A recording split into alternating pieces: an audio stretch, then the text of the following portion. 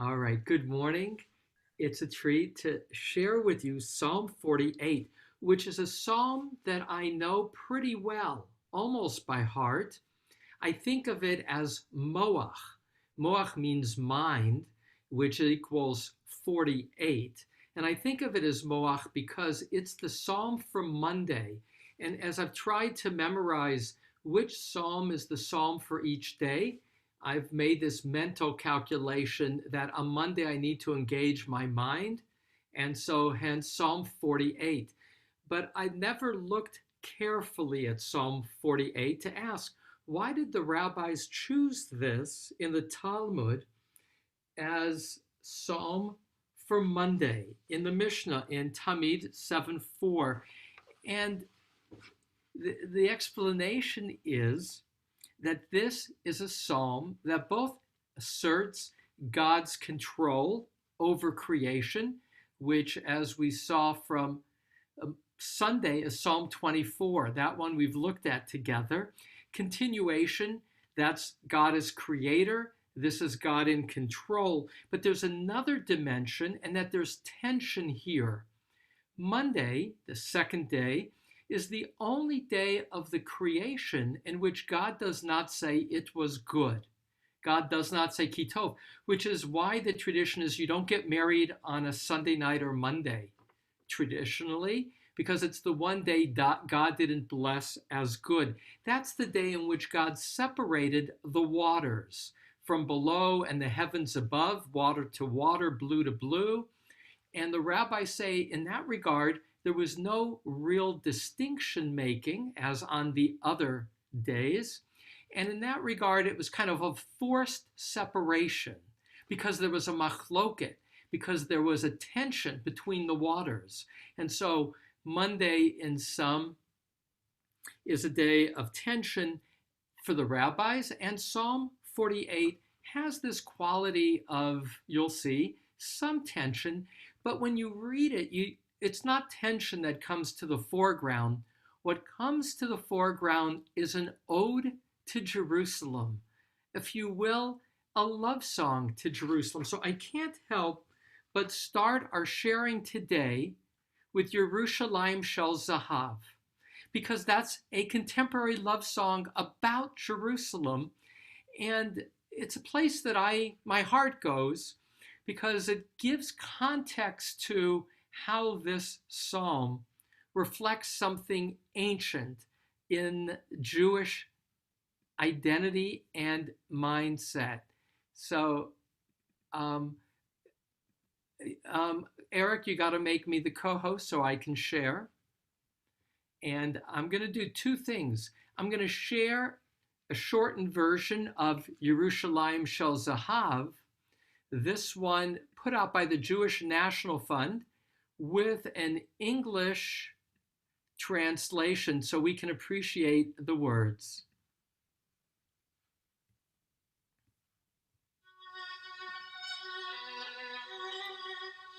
You get some images here of Jerusalem, its citadels, which will be reflected in the psalm. The psalm will invite the pilgrim to walk the walls of Jerusalem.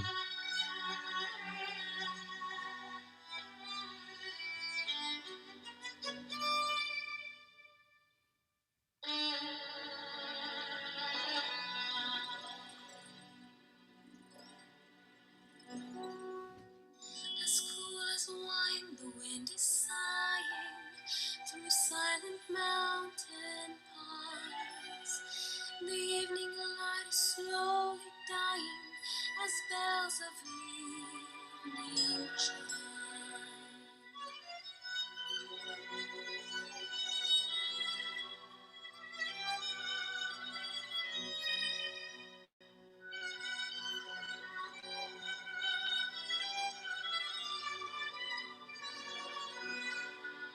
So many songs, so many stories, the rocks and hills recall. Within your heart, inside the city, the ancient stones, the wall. Jerusalem, Jerusalem, forever young, forever old. My heart will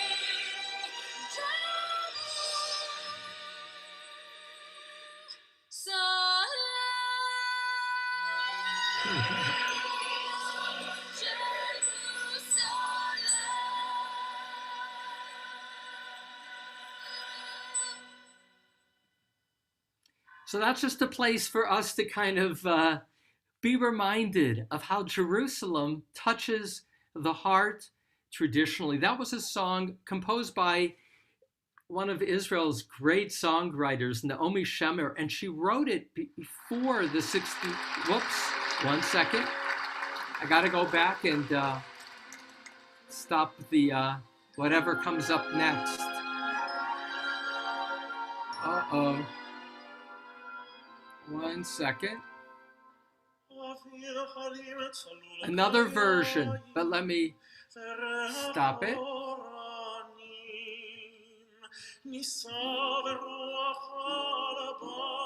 All right, as pretty as that is, we'll stop. That song was composed in 67 for an annual festival of Jerusalem songs, composed when Israel was when Jerusalem was controlled by Jordan from 48 to 67.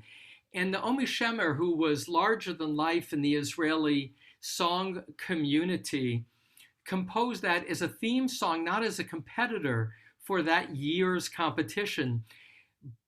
And people heard this song, and then when the 67 war took place and Israel regained control over the ancient walled part of the city, she recrafted one of the verses and it became the theme song for that 6-day war victory and for the unification of Israel with the sacred city, of the old city of Jerusalem. Here's another share screen to get today going, and that's a map called the Bunting map. And this is a Christian map by Heinrich Bunting of Hanover in the Holy Roman Empire, 1581. Here, note that Jerusalem is at the center of the world. Now, some historians say that this was not uncommon in the Middle Ages to put Jerusalem at the center of cartography. That, historians say, began after the 13th century when the Crusades took Israel, that maps began to put Israel at the center. And in this form, there was both a sense of Trinity, a sense of a cross, and a sense of the city of Jerusalem and the temple as the navel or the heart of the world.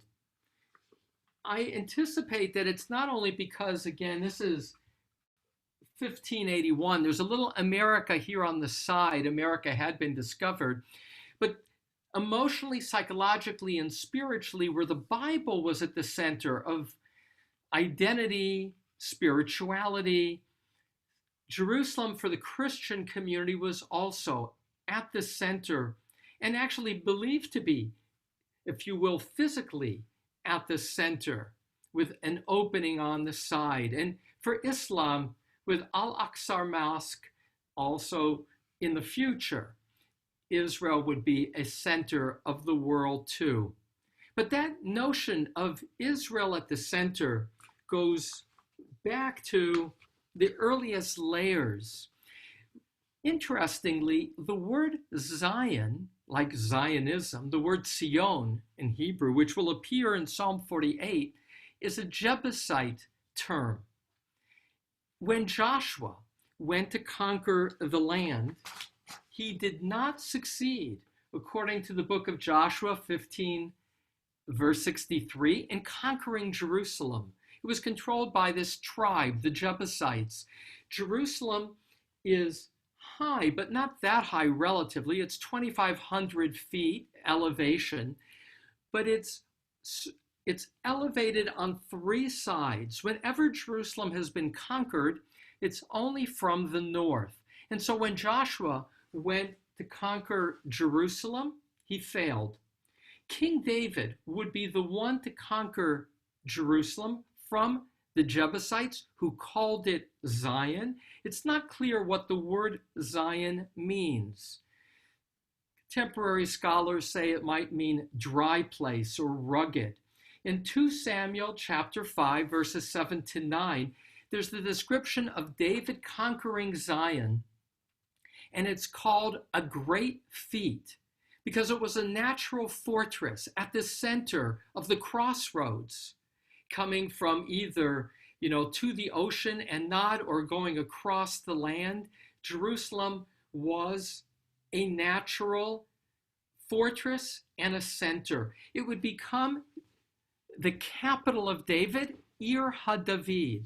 And he would make it not only the political center, but the religious center, where the temple would be built by his son Solomon, but with David anticipating that. And for the rest of Jewish history, Jerusalem would be at the heart of Jewish identity. Listen to one more little reading, and I got to pace myself because there's so much to share.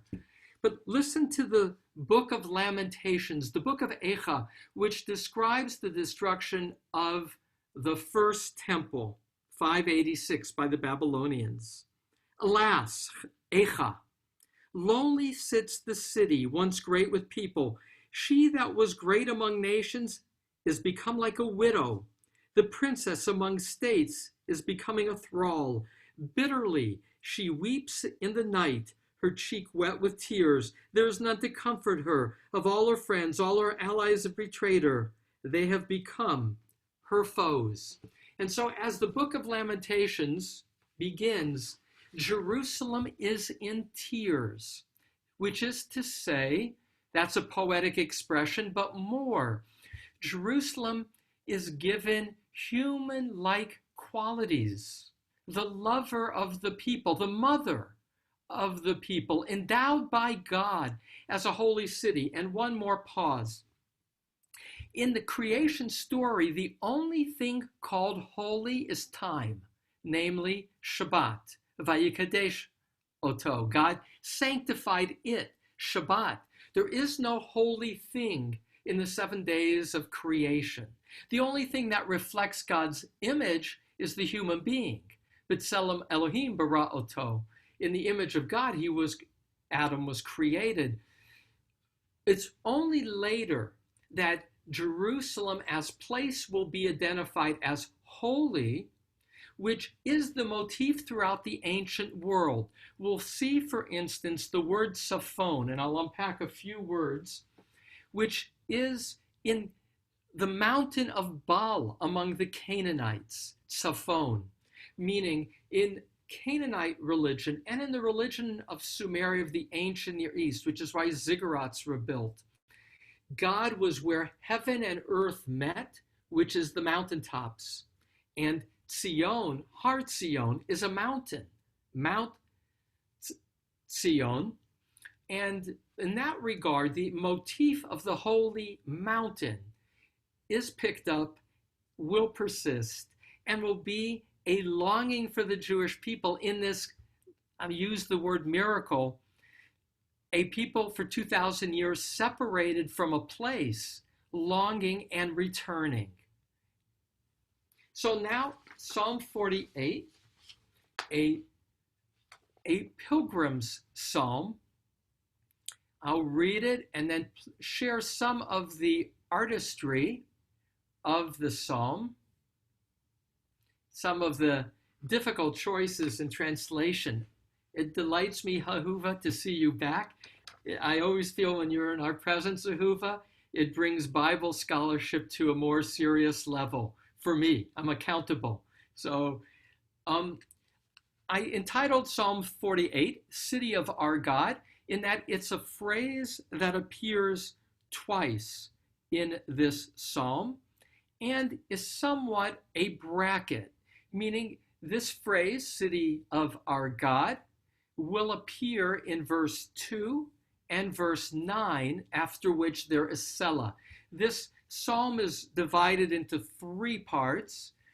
Verses 1 to 9 describe Jerusalem, and it does so from the perspective of both an Israelite, but also from the perspective of a foreign king. And I'll return to who these foreign kings are. And then structurally, the opening verse 2 will use the word Eloheinu, our God, which will come back in the closing verse. You'll have Elohim Eloheinu, God, our God. That's somewhat the frame. The second half of the psalm, beginning verse 10, is a description of God. And I'm just going to point this out because it's too important and I have so much, I don't want to overlook it. God, who is the guardian of Jerusalem, which we saw in Psalm 46, 47, and 48 are often linked. But here too, God, the focus of God is not God's power of armies, but rather verses 10, 11, and 12, God's kindness in verse 10, God's righteousness in God 11, God's justice in verse 12. So that the God of Psalms, the God of the Bible, is to be extolled as a mighty God of war, but ultimately and at the core of why we honor God is because of God's attributes. So one more reading from Scripture before I read the psalm. Jeremiah chapter 9, verse 23. But only in this should one glory, in his earnest devotion to me. God is speaking.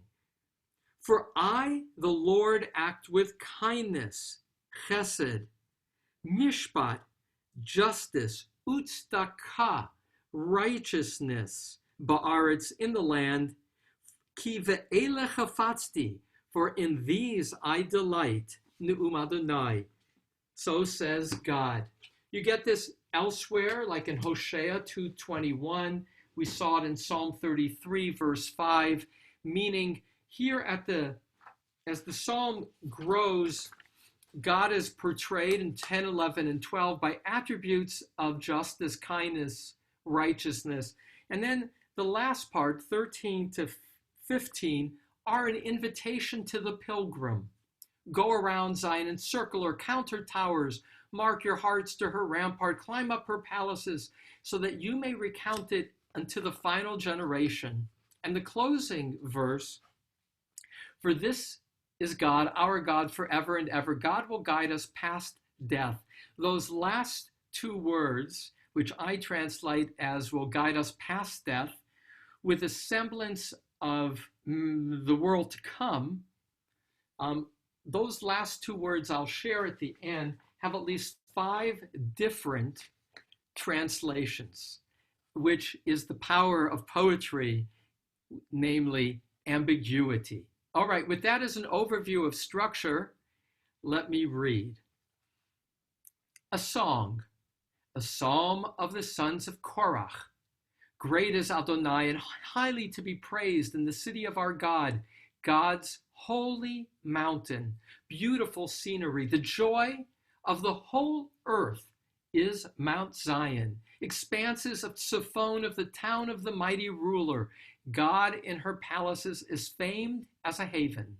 For behold, the rulers were assembled. They passed by together. They saw such that they were amazed. They were terrified. They rushed away. Trembling seized them there. Pangs like a woman in labor, as when an east wind smashes the ships of Tarshish. As we have heard, so we have seen in the city of Adonai of hosts, in the city of our God. May God establish it forever. Selah. We have witnessed, God, your kindness in the midst of your sanctuary. Like your name, God, so is your praise to the ends of the earth. Righteousness fills your right hand. Let Mount Zion be happy. Let there be rejoicing for the daughters of Judah because of your judgments. Go around Zion and encircle her. Count her towers. Mark your hearts to her rampart. Climb up her palaces so that you may recount it unto the final generation. For this is God, our God, forever and ever. God will guide us past death. Now, some of the choices, just to highlight the artistry of the Psalter. I like the images of chiasma, only because I'm kind of somewhat new to poetry. I never took a college class in poetry. Though as a freshman English student in college, I heard my first poet speak. And the poet said, in response to a question about interpretation, the poet said, "It doesn't matter what I intended when I wrote my poem. The only thing that matters is how you experience the words before you," which is to say, and I'm going to point out now, first I'm going to point out a chiasma, a structural motif. Let me do that, and then I'll point out how there are certain words here that are only used for the first time in this psalm. And I'll show you an interesting one. But first, the chiasma. The first 2a and 4 deal with God. So it's like a bracket. 2a and 4 is God, and 2b and 3 deal with describing Mount Zion or Jerusalem. It's as if God is holding Jerusalem. It is God's city, embraced by God. Now, here you see it is called a holy mountain in verse 2, the city of our God. In that regard, our God, the psalmist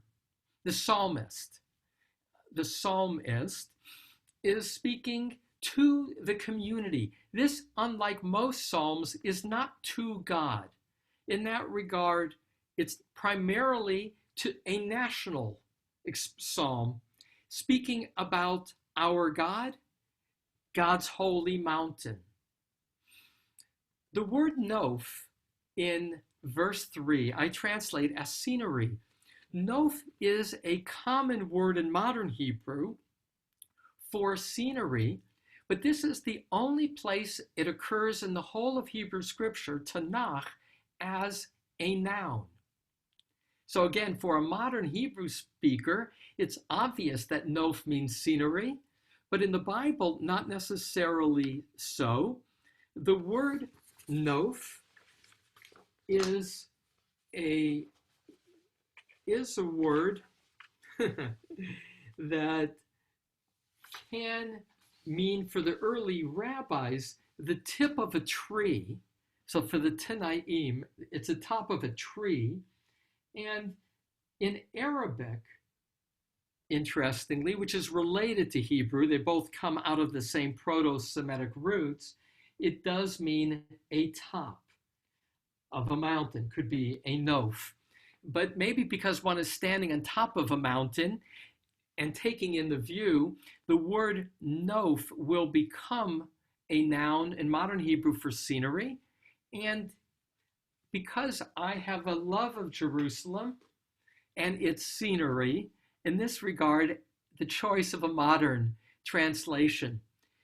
Mount Zion, expanses of Tzifon. Tzifon can be understood as north in modern Hebrew, but Tzifon means in the north. But as used elsewhere in Tanakh, Tzifon is simply a holy mountain. It was the place where Baal, the Canaanite god, had his residence. And so here, Tzifon is like Mount Olympus in Greek mythology, the place of the gods, expanses of Tzifon. And here's an interesting tension. Kiryah, in contrast to Ir, which will be used regularly in this psalm, is a town. Town has a more intimate feeling than Ir, city, the town of Melech Rav, the mighty ruler. So on one hand, God is described as Melech Rav, the mighty ruler, and yet has a residence in a town, a town that's our town, the town of Jerusalem. So a description of these rulers who are assembled, and no adu, the Hebrew word for assembled, can also be a word play. No adu can mean famed, so they are famous. It can also mean conspired, coming together, which it's also assembled. And so they gathered together, but then they were terrified and they rushed away. And then this poetic image, verses 7 and 8, it's like a woman in birth pangs, or the wind smashing the ships of Tarshish. Not clear where Tarshish is. It's a word that does appear elsewhere in the Bible, like Jonah is on the way to Tarshish. Ezekiel will describe the mighty naval ships of Tarshish. So the ships of Tarshish are identified with power that gets smashed. It's not clear for this entire psalm what is the event. We did look earlier in describing Sennacherib's Sennacherib encircling Jerusalem in the year 701. Sennacherib in 2 Kings chapter 18 and 19, Isaiah 36 and 37, 185,000 troops. This son of Sarna, of Sargon, his father Sargon had been a great conqueror, and his son Sennacherib was conquering the towns throughout the empire. And it's not clear in the biblical account why in the morning the troops were vanquished or fled. Was it a plague? Was it a curse by God? It's not clear if that is the event being described here. It's the most common medieval classic Jewish commentary. The first commentator to make this claim was in the 4th century, Theodore of Mopsuestia, but it got picked up on. It's not clear whether it's foreshadowing the future. So Rashi and Radak in the Middle Ages say it's the battle yet to occur of Gog and Magog, that this is not about the past, this is the forecast of the messianic future in which those kings will be defeated. But defeated they are. Again, the historical prompt is not clear, and there is celebration in verse 9. Adonai of hosts. And again, hosts means armies. In modern Hebrew, tzava is an army. May God establish it forever. The sense of God being eternal. And now again, that description of God, verses 10 through 12, beyond God's might as warrior is God's justice, kindness, righteousness. Let Mount Zion be happy, for that is the nature of its king.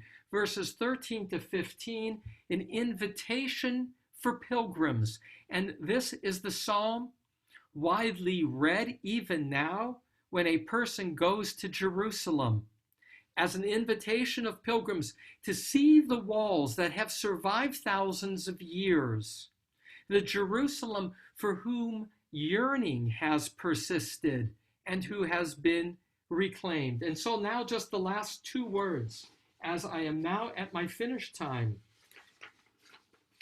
For this is God our God forever and ever. Last phrase, God will guide us. Al Mut. Rashi understands that last as Alamut. May God guide us like children. We've seen this phrase, Almut, in Psalms as an inscription at the beginning of Psalms of some kind of musical instrument, Psalm 9 and Psalm 46. And so Richard Levy, a contemporary translator, will say, instead of the inscription, we'll put this at the very end. May God lead us, Almut, as if on a musical instrument. The Jerusalem Talmud, Megillah 2:4, says this is olamot. If you put the two words together, in this world and the next. May God guide us in this world and the next. Radak says ad mavet, because again, you can punctuate al mavet, until death. But already in the early Middle Ages, the Midrash is Tanhuma, Bamidbar 17. Al-Mut means above death or past death, which is to say, to sum up, for this is God, our God, forever and ever. God will guide us past death, past the various battles of this life into a peaceful place of eternity. And that would then provide a segue to the psalm we're going to look at tomorrow of Korach, which will be the one psalm in which there will be this phrase of how the righteous will rule over the sinners in the world to come. And so that's for tomorrow. This is for today. Let me now have some of your reactions as I look to close the psalm and see you. It's so happy making for me to see 24 screens. Any reactions to City of Our God, the psalm for Monday, Psalm Lamed Chet, Mem Chet, Moach, the mind, a pilgrim psalm. Any questions or reactions? Well, if I may, I'll just very quickly, this ahead, last Richard. verse, if I may, God will guide us past death. And that's a phrase that is almost new to me. Yeah. I've read through this before, but nevertheless, that hasn't popped out quite in that same way. And I very much appreciate it. There's a sweetness to that idea that touches my heart. Oh, thank you, Richard. I am touched by your heart being touched. And again, I marvel in these close readings of Psalms that I haven't done until, our time together, of the possibilities, as all great poetry, of many worthy interpretations. So Rashi, seeing this as God will guide us like children, that's touching in a certain way, but to guide us beyond death, which is seeing it as two words, not one, is also there, and not uncommon in some of the more contemporary translations. You prompt me to share. This is Rabbi Zalman Schachter Shalomi's translation for Psalms. He doesn't do all the Psalms, but he does many. Listen to, just get a little bit of a taste.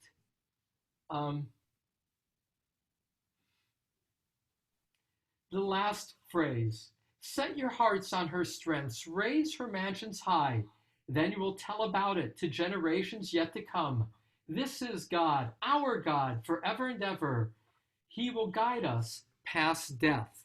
So the notion of being guided past death occurs in this particular translation.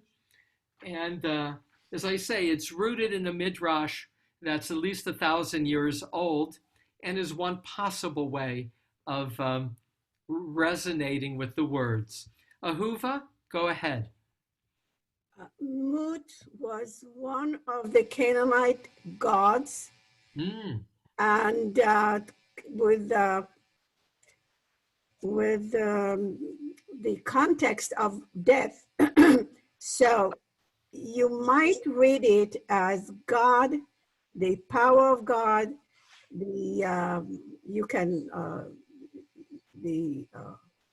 God is someone who can stand against. All can be understood as against that God of the Canaanite God. And why it is appropriate is because before that we have Tzafon, and you correctly noted that Tzafon was a Canaanite god. So there is some kind of a connection.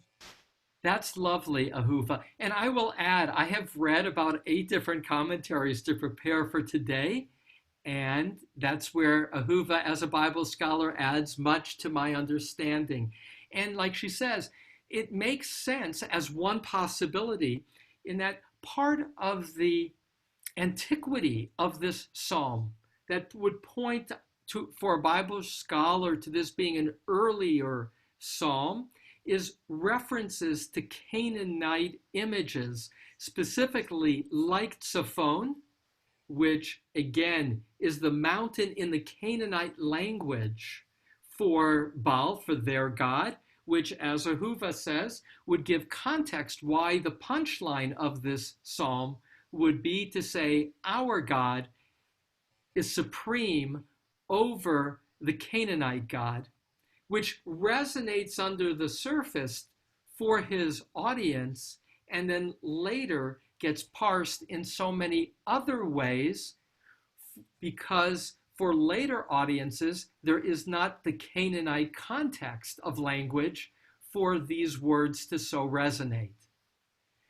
With that, it's so much more to share, but 10:38, and I want to have time to say Kaddish. I want to thank everybody for participating today. A little coming attraction for tomorrow.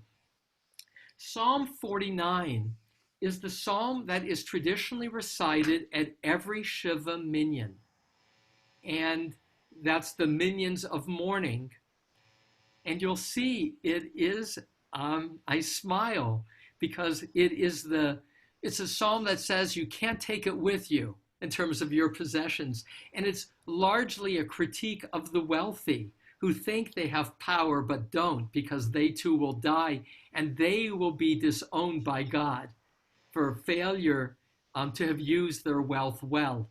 So I will look to share with you this little bit longer psalm, 22 verses, I believe, and the question of why did the rabbis choose Psalm 49 of all the 150 psalms as the psalm for every night of Shiva. And we'll look at that tomorrow. It's also a song of Korach, and there's a little piece of commentary to share in that regard.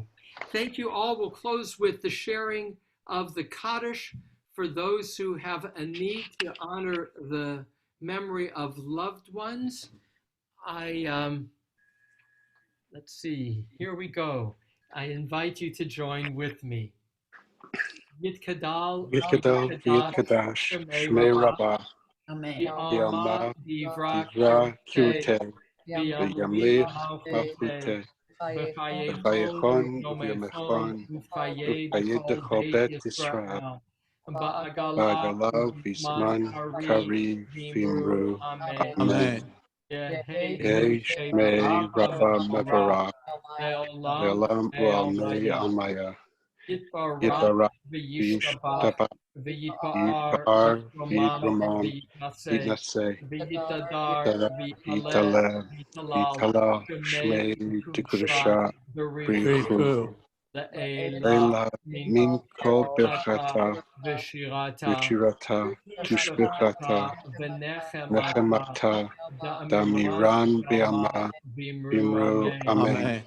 Yehi Shlama Rabbah, Min Shmaya, V'chayim Aleinu, V'yakol Israel, B'imru, Amen. Oseh Shalom B'imruma, Hu Yaseh Shalom, Aleinu V'yakol Israel, V'yakol Yoshvei Tevel, B'imru, Amen. Yasher Koach, Rabbi. Thank you, Baruch Tiyeh. And Thank you, Rabbi. You're most welcome. A great joy for me. Puts wind in my sails for the day to be with you. So thanks to each of you for joining.